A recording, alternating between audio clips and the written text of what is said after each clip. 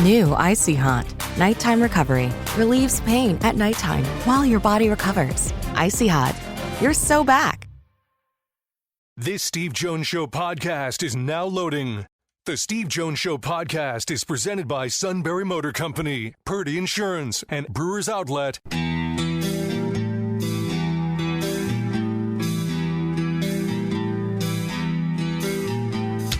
Bringing you an in-depth look at Penn State sports and more. This is the Steve Jones Show on News Radio 1070 WKOK. The Steve Jones Show is presented by Brewers Outlet, Sunbury Motor Company, and Purdy Insurance. Now from the Sunbury Motor Studio, here's Steve Jones. And this half hour being brought to you by Purdy Insurance, Market Street in Sunbury. Go to purdyinsurance.com. Auto, home, life, business, boat, motorcycle, RV, even Medicare products. They do everything they can to save you money while making sure you're fully insured, because customer service means everything to them. At Purdy Insurance, Market Street in Sunbury. Go to purdyinsurance.com. Always a pleasure to be joined by my good friend Sweeny Murti. Great to have you back, my friend. Hi, Steve. How are you? So nice to talk to you. So nice to talk with you. It is an interesting time in baseball. Just had a terrific Dodger-Yankee series in many ways. I mean, it's only, we're here is June. What did you learn, if anything, out of that?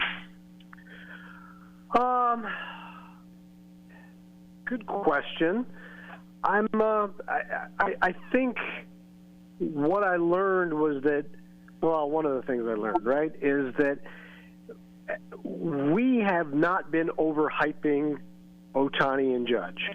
You know, I think you and I have talked about these guys before, and just kind of what I'm talking about. But if you watch these guys perform, or maybe like if you were watching these guys for the first time, and you know, or you don't see them often, you're a fan of another team, you saw them on the national broadcast, you're getting an idea of how special those guys really are, how incredible the numbers they're putting up are.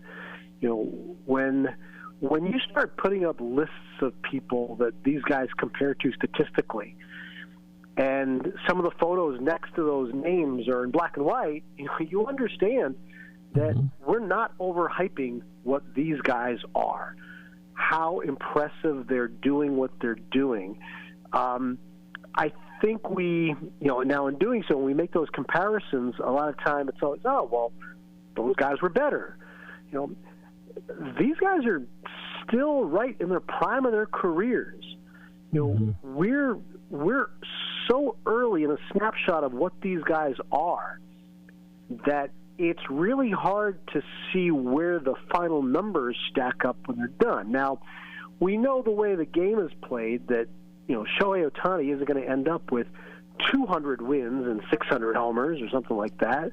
Or, even Judge, just, being as a guy who started a little bit later at a college, having to play the necessary 20 years to put up some of these crazy numbers, that feels like a little bit of a stretch too, as far as like eclipsing numbers being number one on all these all-time lists. But my goodness, just appreciate how amazing these two players are. And if you get a chance to see them again on a big stage in a few months, there's going to be a lot of people who hate that idea that it's the Yankees and the Dodgers again. But I mean, in my mind, it's a lot like watching, Bird and Magic in the NBA Finals back-to-back years. There's something to be said when I think we watch sports to watch greatness, and I think when you're watching, a baseball team usually has enough flaws, even the great ones, because even the great ones lose 60 games a year. But you understand that there's greatness there because they are, able to outperform the rest of the league, or at least, be on par, be in that position by the time you get to October. and you see two of the stars like that, man. It's Steve, it is so much fun to watch those guys. You stop what you're doing when they come to bat.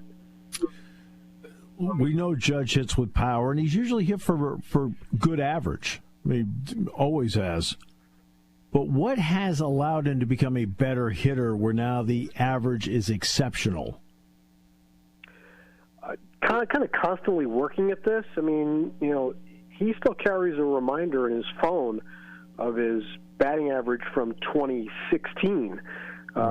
He came up in August that year, played for a little over a month before an injury, an abdominal injury, shut him down for the rest of the season, and his batting average is under 200.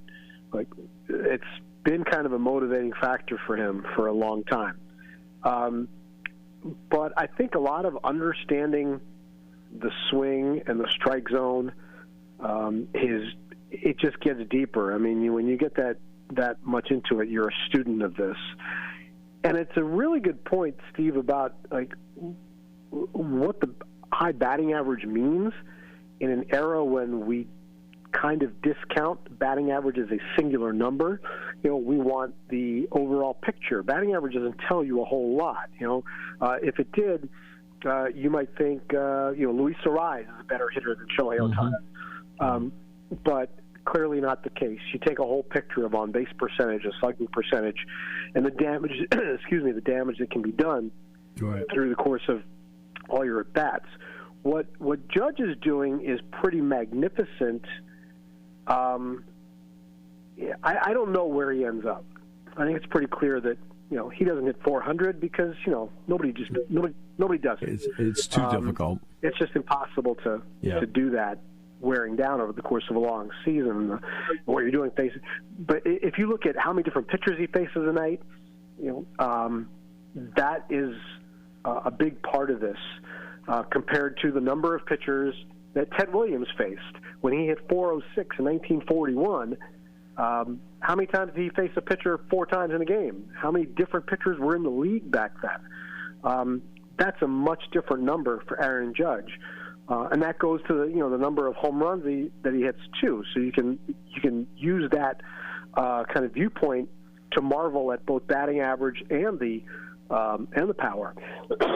Excuse me.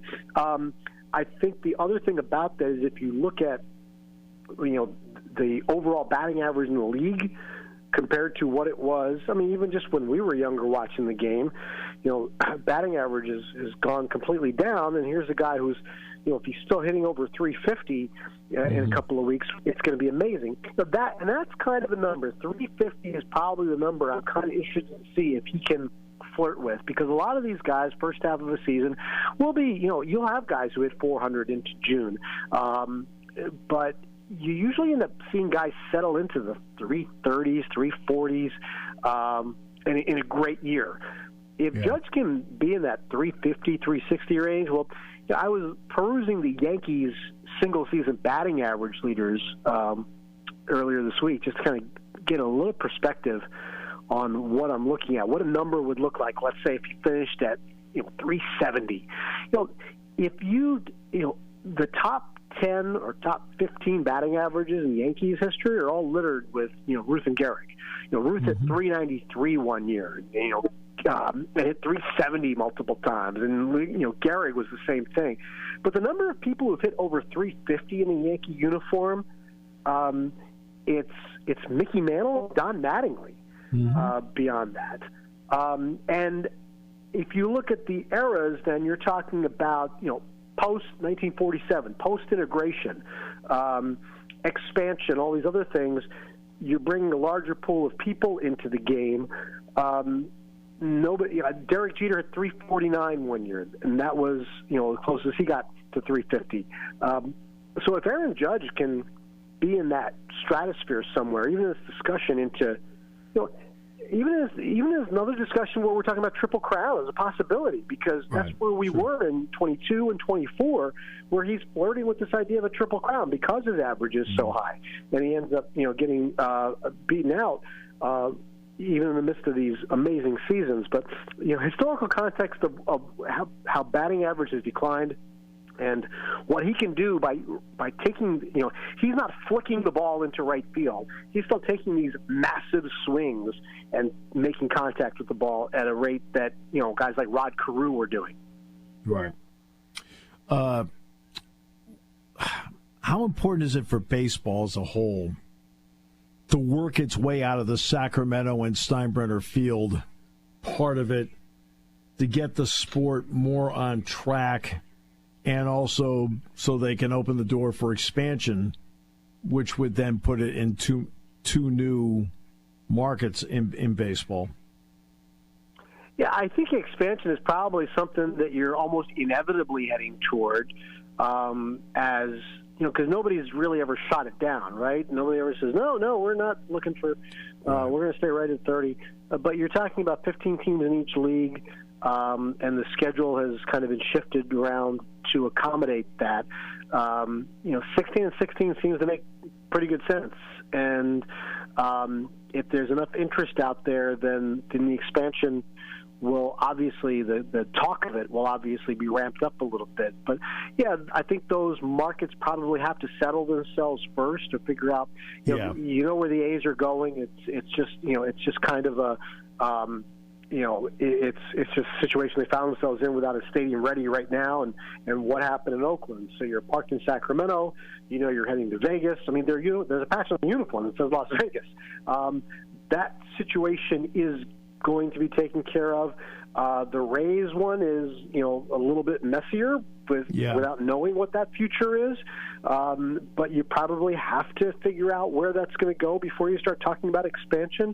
But there are certainly, teams and owners and, their ownership groups, I should say, that are eager to jump in and get into this. So I don't know how long that takes to play out, but I think as you talk about it, as people talk about it, it's not something that gets shot down as something that is just not going to happen.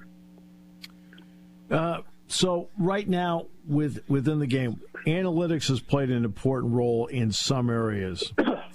Is it still as prominent, or have you seen more ad-libbing by managers and management in using analytics, but then putting their own touch to it?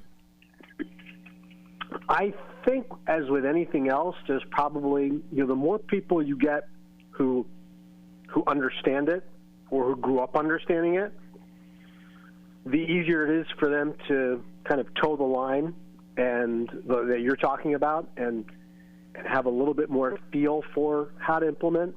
And I think there are a lot of guys, and it's not completely new. I mean, listen, Joe Girardi was hired by the Yankees in 2008 and brought with him a binder that he got laughed at for having a binder of this big thick binder of information in a dugout next to him that he would consult. Well, I mean, that's, it's all the same style and kind of information that is being used now.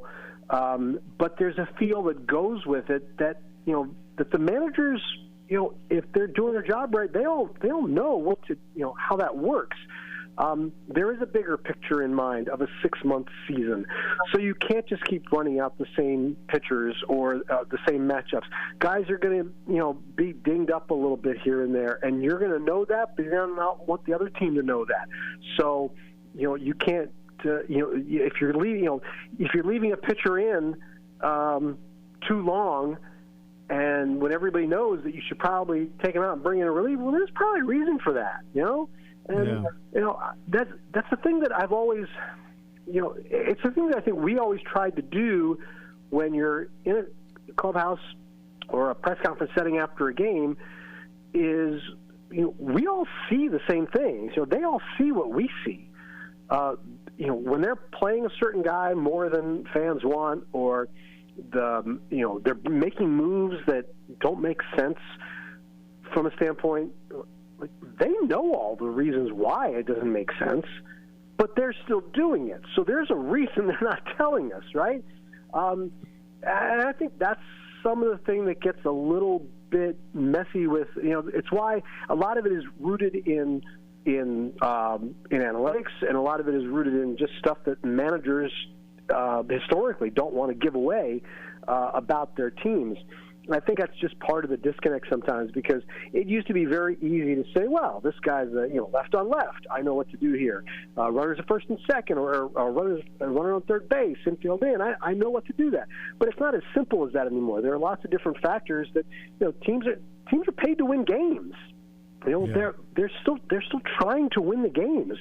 That's their livelihood, and their people get hired and fired if you depending on how many games you win. So all the reasons they're doing things, while on the surface it feels like they don't make sense, they don't know what they're doing, like they're working with variables they're not telling us, but they are loaded up with information, and that's not going to change. There are people who know I guess the more personal nature of managing, and the people they're dealing with, and I mean, all the good managers know these things. It's just that sometimes you're not able to disclose them publicly, and that's probably a source of frustration when you're talking about fans who don't understand certain moves, or media covering them, because they don't always have to tell us the truth when we ask them a question like that. Exactly. Sweeny, always a pleasure. Great to have you with us. Thanks so much for all the great insight. I always enjoy it. Steve, I'm headed out to the stadium tonight, so good luck to your Red Sox. They'll need it. Although Bueller's going tonight, so that's not so bad. All right. Yeah, because, yesterday was Bueller's day off. Yeah, Bueller. All right, thanks. Appreciate it. All right, Steve, have a good one. Safe. Bye. All right, we'll come back with more in a moment here on News Radio 1070 WKOK. Party time, game time, or just fun time. Doesn't matter what time it is, because it's Brewers Outlet time. The beverage supermarket has the area's largest beer selection. Imports, microbrews, ciders, and domestics. Pick from over 100 ice-cold 12-packs and dozens of 24-ounce singles. Soda, snacks, hot sauces, fresh roasted peanuts. Make it one-stop party shopping, and don't forget the pickle bar. So whatever you're celebrating or just doing it up, Brewers Outlet, Reagan Street, Sunbury wants to see you. And thank you for your years of patronage. Hi, this is Season. For over 100 years, the Purdy Insurance Agency has been protecting families and businesses of the greater Susquehanna Valley and beyond. With the experience of our trained and knowledgeable staff, you can rest assured that your needs will be evaluated and met by some of the industry's best representatives. No matter what your insurance needs are, call Purdy Insurance today at 570-286-5855. Visit our website at purdyinsurance.com or check us out on Facebook to see what we can do for you.